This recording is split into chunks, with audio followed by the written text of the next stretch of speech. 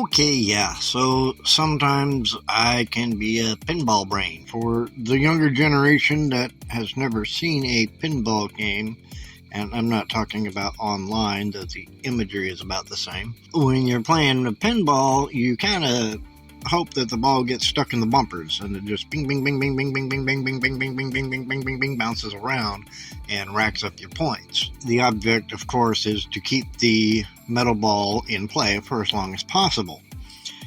Well, for some of us neurodivergents, the pinball machine is our brain, and our thoughts, our ideas, our conceptions, everything that we're trying to do is the metal ball. And it goes everywhere, and sometimes it gets stuck in the bumpers of the pinball machine. The good pinball machines have 3, 4, maybe 5 bumpers, all, connected together. Well, not connected together, but they're all grouped together. And some of the more, maybe just they're noisier. I don't know. Some people like them more, some people like them less, but they have 2 or 3 clusters of those bumpers, and the pinball gets bounced around considerably.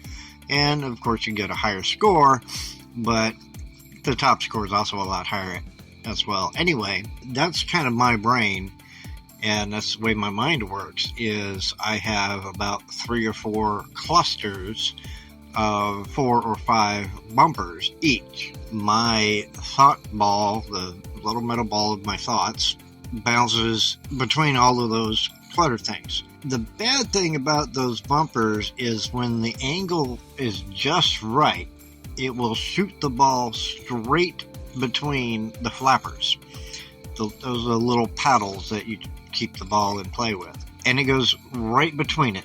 The ball is such a size to where even if you hit both of the flappers at the same time, you're not going to hit the ball. It's just going to go right between it. And that happens, in my mind, a lot. It will bounce around the bumpers, bounce around the clusters, and it'll be up at the top clusters, which is at the busiest point, and then it'll hit that just direct shot and go straight down, slam, end of game. Or at least end of that session, and gotta launch a new ball.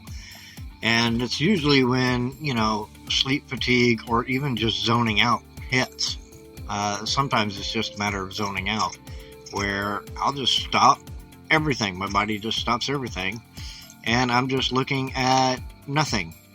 I'm just staring there. I have the same response as a mannequin. And then pull the plunger, launch another thought ball, and it starts all over again. So that kind of goes with, being pulled in multiple directions. While I'm doing different things on the outside, on the inside, I'm bouncing around all over the place. I'm not necessarily being pulled in different directions, but I am being pushed in different directions. So the concept kind of stays about the same, pushed, pulled, either way. I'm going pretty much everywhere. I guess, I just realized looking at my past podcasts, the Eclectic Writer has the neurodivergent stories, articles, and thoughts on that, as well as some of my fiction work for just random fiction. And I need to put out the House That No One Built, the rest of those episodes, and my work with the equality world. So look forward to those, and we'll catch you on the next time. Until then, keep on living that neurodivergent life.